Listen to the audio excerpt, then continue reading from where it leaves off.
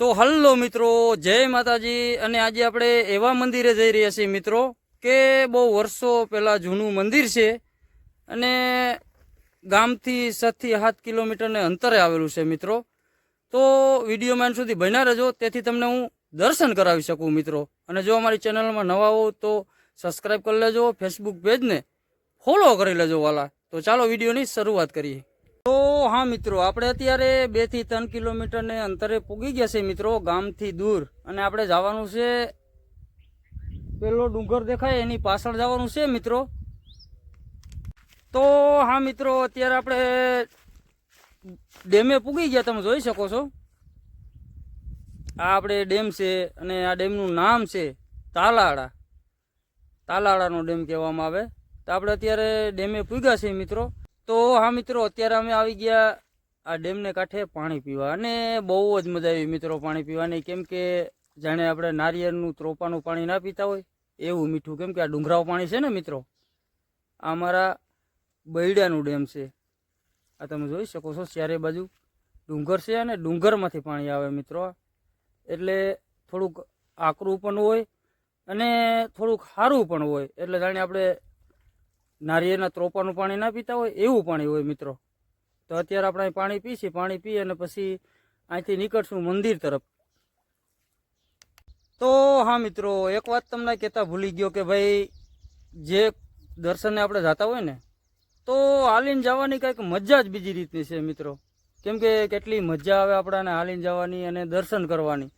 તો થોડો ઘણો ભોગ દેવો પડે મિત્રો। તો આ તમે જોઈ શકો છો, આપણે મંદિરની નજીક પૂગવા આવ્યા છે મિત્રો। આ તમે સામો ડુંગર જોઈ શકો, એ ડુંગરની પાછળ મંદિર છે। તો આપણે ત્યાં જવાનું છે મિત્રો। અને આ પાછા આપણે બીજા ડેમને કાંઠે આવી ગયા છે, અહીંયા ડેમ છે બાજુમાં, તમે જોઈ શકો છો। તો ગમે એ દર્શને આપણે જતા હોય મિત્રો તો હાલીને જવાની કંઈક મજા જ બીજી રીતની છે। કેમ કે થોડોક ભોગ દેવો પડે મિત્રો, અને થોડીક તકલીફ પણ ભોગવવી પડે। તો અત્યારે આપણે આવો ઘાટું જંગલ છે મિત્રો, અને 7 થી 8 કિલોમીટરને અંતરે આ મંદિર આવેલ છે। આપણે ત્યાં હાલીને દર્શને જાય છે ભગવાનના। તો વિડીયોમાં અંત સુધી બન્યા રહેજો મિત્રો, તેથી તમને દર્શન કરાવી શકું। અને બહુ જૂનું મંદિર છે મિત્રો। તો હા મિત્રો, આપણે મંદિરે પૂગી ગયા છે। આ તમે જોઈ શકો છો, આ ડેમ છે અને ડેમને કાંઠે જ મંદિર છે। તો ચાલો તમને દેખાડું અહીંથી, અને આપણે ત્યાં અત્યારે જવાનું છે મિત્રો। તો હા મિત્રો, આ સામું મંદિર છે, તમે જોઈ શકો છો। તમને ઝૂમ કરી અને થોડુંક બતાવું તો આપણે આ પાણી આડું ભર્યું છે, ટપ્પી અને મંદિરે જવાનું છે। તો અને હા મિત્રો, હવે તમને એ પણ કહી દઉં કે મંદિર કેવાનું છે। એ છે ગણપતિ બાપાનું મંદિર, અને જંગલની વસોવસ આવેલું છે। તમે જોઈ શકો છો, જંગલની વસોવસ એ મંદિર આવેલું છે। આ તમે જોઈ શકો છો। અને અમારા ગામથી 8 થી 10 કિલોમીટરને અંતરે આવેલું છે એ મંદિર। તો અમે હાલી અને બાપાના દર્શને આવ્યા છે આ જંગલમાં તમે જોઈ શકો છો। તો હા મિત્રો, આપણે ગણપતિ બાપાના મંદિરે પૂગી ગયા છે। જોઈ લ્યો, એની 52 ગજની ધજા ઉપર ફરકે છે, અને આ જંગલની વસોવસ મંદિર છે, તમે જોઈ શકો છો મિત્રો। અને આ એની બનાવટી કેમ છે જોઈ લ્યો, આ પાણીથી ખડકેલું છે મિત્રો, અને એના માથે મંદિર છે। પાણાનો ઢગલો છે અને પાણાની માથે મંદિર છે। તો તમને દેખાડવાનો પૂરેપૂરો પ્રયત્ન કરીશ મિત્રો, તો વિડીયોમાં બન્યા રહેજો। અને હા મિત્રો, અમે હાલીને આવ્યા તો અમને ઘણી બધી મજા આવી મિત્રો, અને અમારું આવવાનું કારણ પણ સફળ થઈ ગયું। કેમ કે ભગવાનના અને માતાજીના દર્શન માત્રથી તો આપણું જીવન ધન્ય થઈ જાય, અને ગમે તેવો થાકોડો હોય ને મિત્રો તો પણ ઉતરી જાય છે।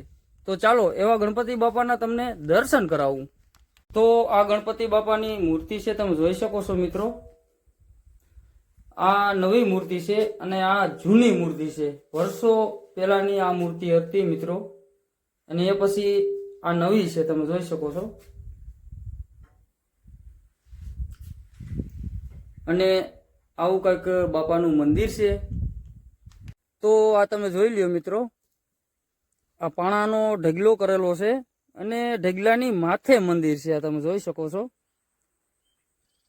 ઢગલાની માથે મંદિર છે, એની ધજા 52 ગજની ઉપર ફરકે છે, તમે જોઈ લ્યો। અને આ ફરતો ડુંગર છે, જંગલ છે, જંગલની વસોવસ મંદિર આવેલું છે મિત્રો। અને તો હા મિત્રો, આ તમને એમ કે આને ક્યાંથી ખબર છે આ મંદિર જંગલની અંદર આવેલું છે? તો એનું કારણ તમને કહું મિત્રો કે અમારી પરિસ્થિતિ ખૂબ જ નબળી હતી અને અમે આ જંગલની અંદર અમારું જીવન પસાર થતું હતું, કેમ કે આ જંગલ છે ને એ અમારું ઘર છે મિત્રો.